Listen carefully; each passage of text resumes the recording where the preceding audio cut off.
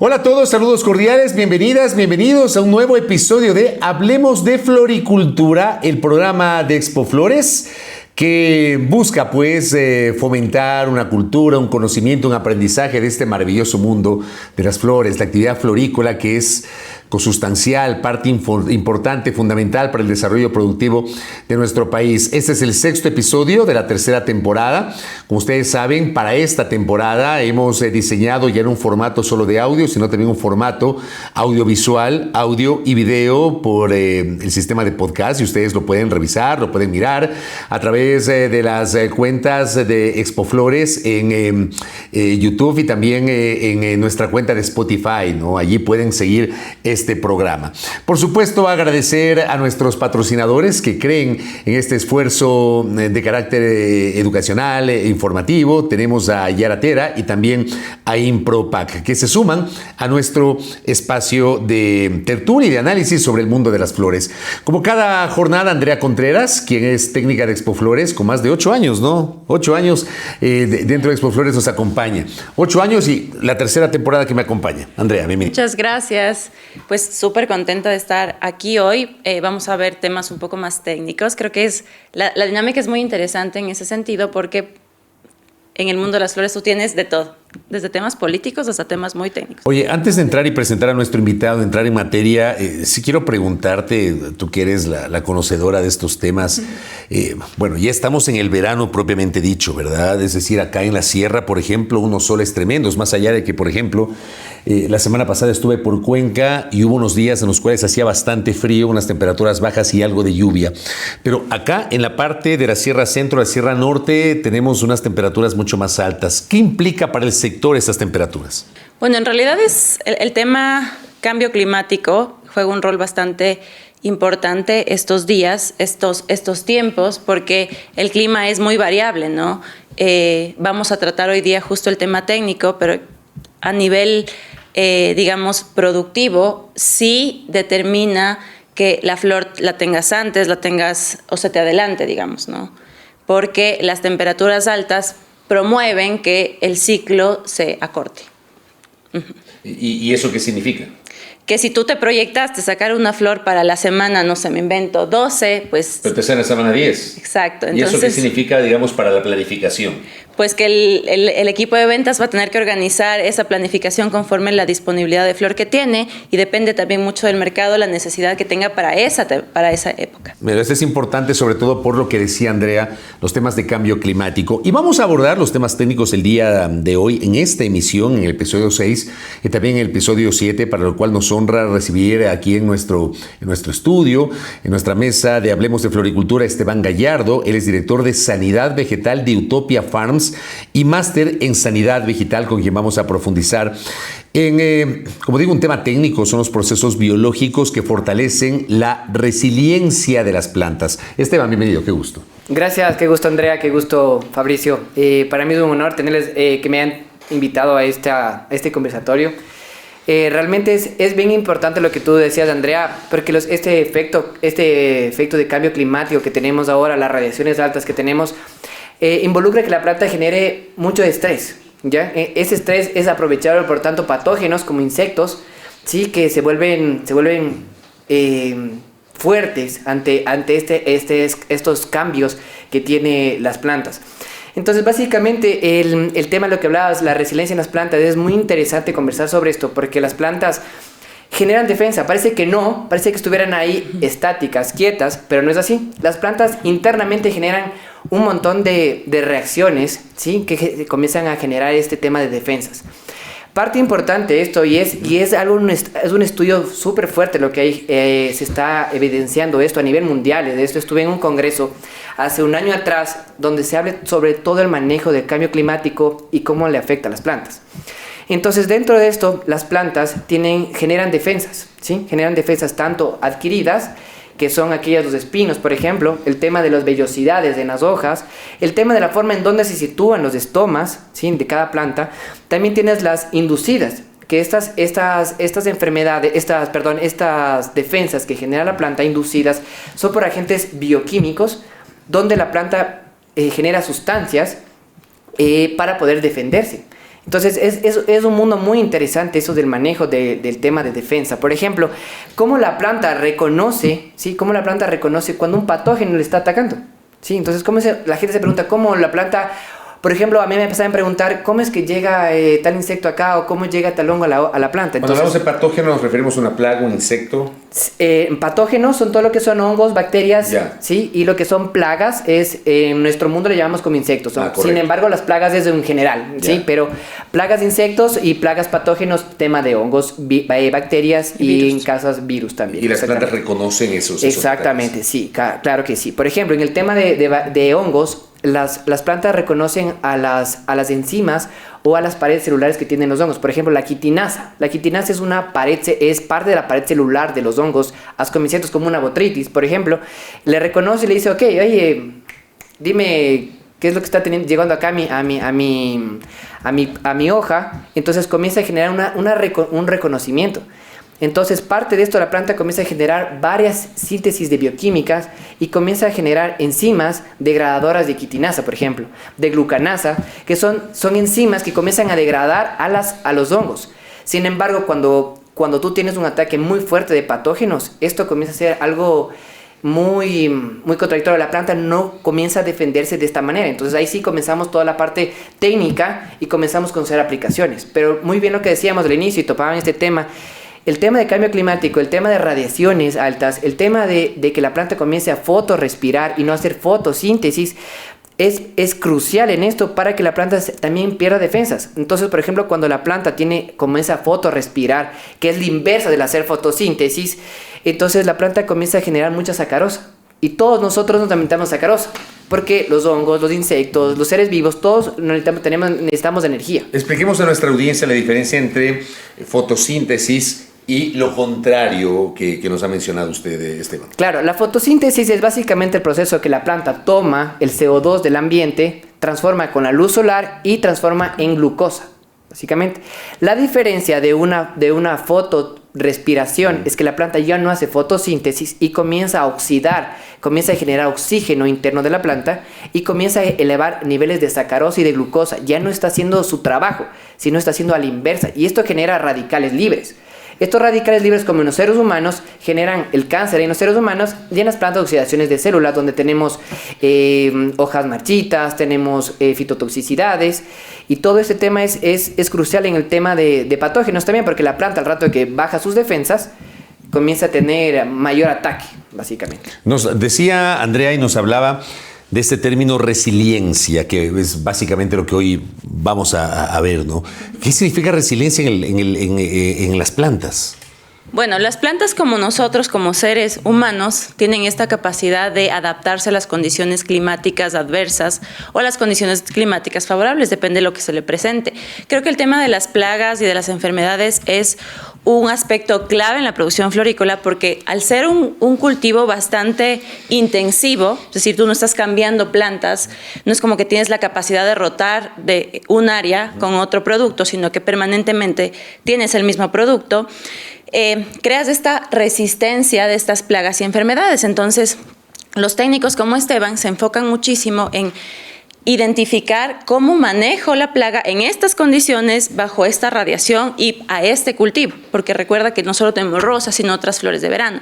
Entonces, el éxito aquí de la resiliencia de las plantas, yo creo que viene acompañado de un tema de genética, por un lado, porque tienes plantas más resistentes a una u otra enfermedad, y por otro lado, el manejo técnico. El manejo técnico es crucial. Aquí puedes tener como algunos temas, ¿no?, que Esteban los puede profundizar, pero yo me enfocaría en dos importantes. El primero es el tema del manejo de la nutrición de tu planta. Eso es clave. Cuando una persona se alimenta bien, pues normalmente no se enferma, ¿no? Se supone. Se supone. Dicen que come y no muere, no dicen así. Exacto, el tema de la nutrición es clave.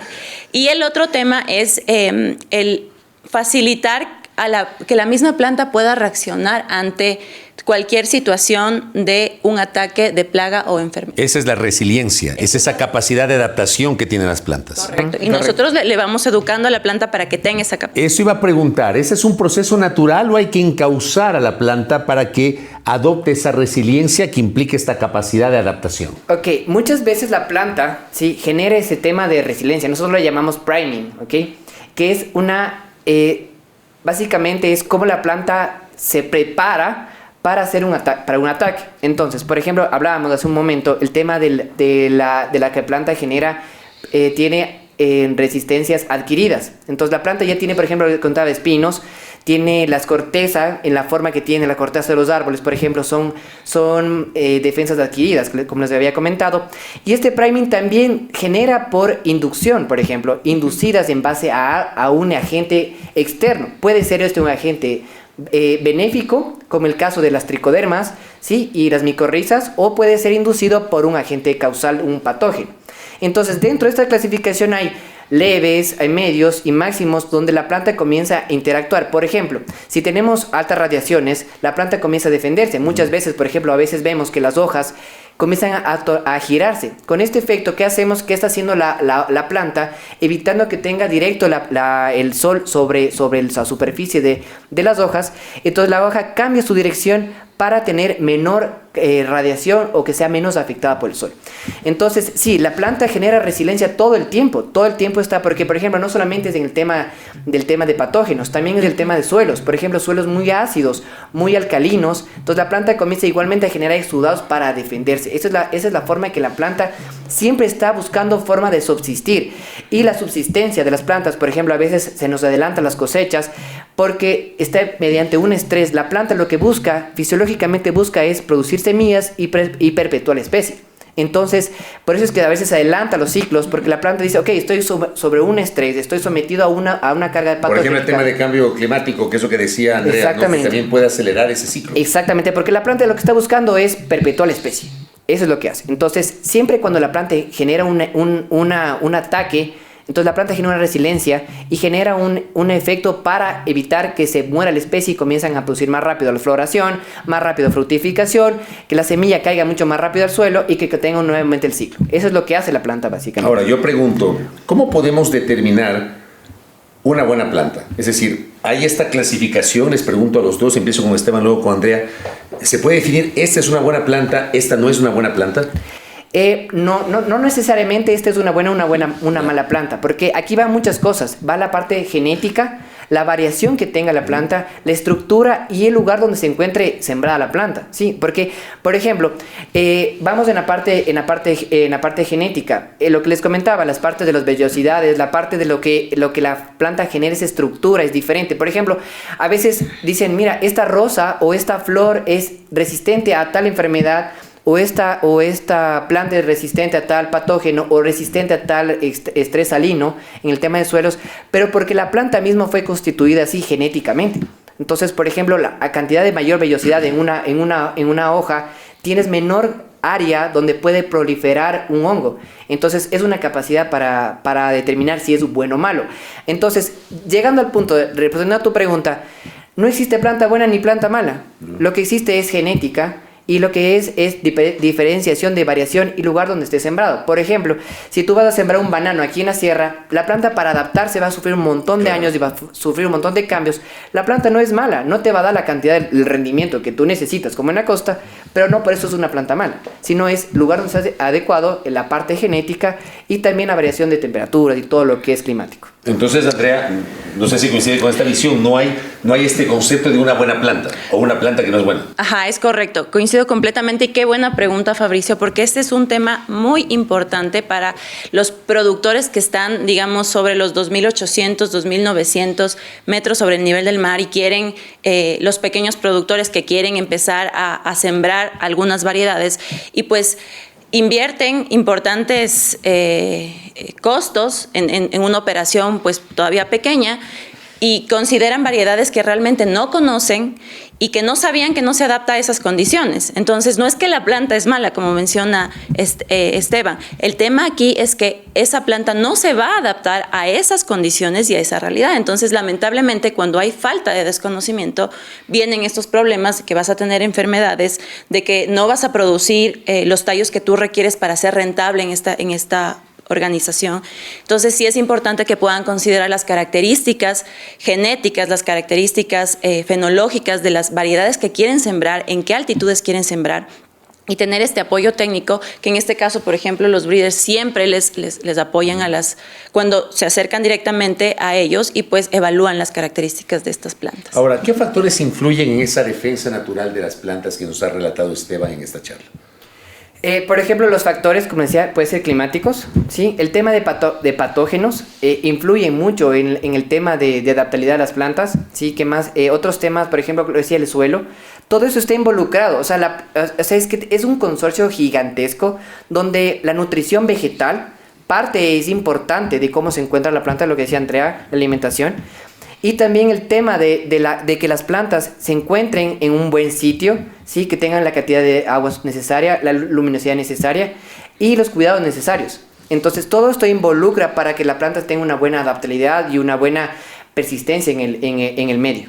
Ahora, yo pregunto si este manejo que nos ha explicado Esteban y Andrea en esta emisión de Hablemos de Floricultura corresponde generalmente a la lógica de las grandes fincas o también se manejan en las pequeñas fincas que están poquito a poco tratando de expandirse. Mira, sí es necesario conocer porque, mira, las empresas grandes invierten mucho en investigación, invierten mucho en desarrollo y esto es lo que nosotros nos ha hecho que seamos pioneros en la floricultura. Sin embargo, las empresas pequeñas tienen este limitante, ¿sí? Entonces, yo sí hago un llamado. Por ejemplo, ahorita estamos trabajando mucho con las universidades para hacer investigación. Entonces, yo pensaría que sí deberíamos involucrar tanto la parte estudios versus el tema lo que es productividad, porque van de la mano. Sí, porque muchas veces decimos la parte práctica se queda solamente en la parte teórica. Y la parte práctica es otra cosa distinta a lo que pasa en los libros. Entonces, si tú conjugas esto, puedes llegar a tener una eficiencia, no solamente en las grandes empresas, sino en las pequeñas empresas, que son casi un promotor igual del desarrollo social dentro de las comunidades en Cayambe, por ejemplo, en el sector del Quinche. Entonces, yo creo que la parte universitaria debería estar mucho involucrado. Miren, en mi área, en la parte de sanidad vegetal, todo el equipo está comprometido en hacer investigación, ¿sí? Y es eso, motivarles a todos para dar un paso adelante. Entonces, es eso básicamente. Lo que pasa es que, claro, nosotros acá en el programa, en estas temporadas que hemos llevado adelante, impulsado, Hablemos de Floricultura, con Expoflores hemos insistido en la necesidad de la tecnificación, la formalización, el apoyo que está dando Expoflores, sobre todo aquellas pequeñas fincas que están en ese proceso. Por eso mi pregunta, y no sé si tú también la puedes contestar. Sí, Andrea. Completamente. Obviamente la diferencia entre las empresas grandes y las empresas, digamos, pequeñas es la capacidad operativa que pueden tener. Pero más allá de eso, muchas empresas pequeñas, hablemos del pequeño productor, que son personas que han empezado con muchísima experiencia, que está muy bien. Yo creo que la experiencia es parte vital del desarrollo de los negocios de hoy en día. Sin embargo, hay un avance tecnológico gigante que avanza mucho más que nosotros todo el tiempo y que a veces ni siquiera nosotros estamos preparados para esta información. Entonces, la necesidad de capacitación, lo que menciona Esteban, el hecho de vincularnos con la academia, Expoflores, en su afán de capacitar también al pequeño productor para que puedan ordenar sus procesos productivos, es parte vital de este proceso. ¿Y cómo influye el manejo agronómico diario en esta preparación que hemos conversado en esta misión? Digamos, es bastante importante conocer las condiciones donde voy a sembrar mi producto, donde voy a sembrar el cultivo, conocer la variedad que voy a utilizar. El acompañamiento técnico, yo creo que en esta parte es vital porque es la base. O sea, yo estoy iniciando un negocio desde cero para yo tener mi primera cosecha. Necesito, Esteban, si no me equivoco, como 6 meses para empezar a tener una producción, digamos, estable. Y si es que yo no inicié bien técnicamente, pues voy a tener problemas no solo al inicio, sino de largo. Entonces, toda la inversión que yo he realizado, pues se va a ver perjudicada. La misma pregunta que quiero hacer a Esteban, ¿cómo influye el manejo agronómico diario en esta preparación? Esto justo, concuerdo con Andrea, es bastante interesante porque uno tiene que entender muchas cosas, ¿sí? No es solamente de que yo siembro y se va a dar el cultivo. Involucra muchísimas cosas que a veces sí el tema de los productores pequeños sí dejan influenciar mucho por las casas comerciales donde te dicen tal producto funciona para tal cosa y tal cosa, y muchas veces no estás haciendo un bien, sino solamente estás haciendo un daño y un gasto económico no retribuible hacia la compañía pequeña. Entonces es un factor importante primero que nosotros como empresas grandes, podamos dar también ese soporte, como estas charlas que podemos dar, que podemos compartir sobre cómo trabajan varias hormonas, por ejemplo, en el caso de fitoalexinas, en el caso de hormonas vegetales, cómo trabajan para que el agricultor vaya conociendo en qué momento aplicar cada cosa. Entonces, por ejemplo, si vamos teniendo el tema agronómico, muchos no hablan sobre el manejo del ácido salicílico, por ejemplo, cómo trabaja el jasmónico, que son son fitoalexinas que producen inducción de defensa en las plantas, que cómo trabajan las hormonas vegetales, cómo tú tienes que usar las hormonas vegetales, en qué momento usar las hormonas vegetales, en qué momento debes aplicar, por qué fumigar en la mañana, por qué fumigar en la noche, cómo controlas un insecto nocturno, cómo controlas un insecto diurno. Todo eso influye en esto. Entonces, sí es importante que todo el equipo, si queremos crecer como floricultura, podamos llevarnos tanto a la parte universitaria, a la parte científica, a la parte de todo lo que son comercializadores. Intenten involucrar todo esto para que los productores pequeños también logren tener un enfoque mucho más hacia la productividad, como lo hacemos en la parte en la parte grande, donde nosotros sí invertimos en todo lo que es investigación, lo que invertimos mucho en lo que es desarrollo. Pero nosotros también estamos invirtiendo, damos trabajo a la gente, damos empleo, como la empresa Utopía Farms tiene un montón de trabajadores. Entonces, es eso lo que necesitamos, seguir progresando mediante un enfoque agronómico adecuado, responsable y sostenible en el tiempo. ¿Para eso se requiere una gran inversión, Esteban? Mira, sí. Básicamente la floricultura en el Ecuador no es nada barato, ¿sí? Primero por la infraestructura que tú tienes. Parte de eso, el costo de la planta también es costosa, y también el tema de los agroquímicos. Y esto sí es un llamado a todo lo que es agricultura, al Ministerio de Agricultura, que evitemos este tema de uso de los aranceles. Son muy altos para el tema de productivos.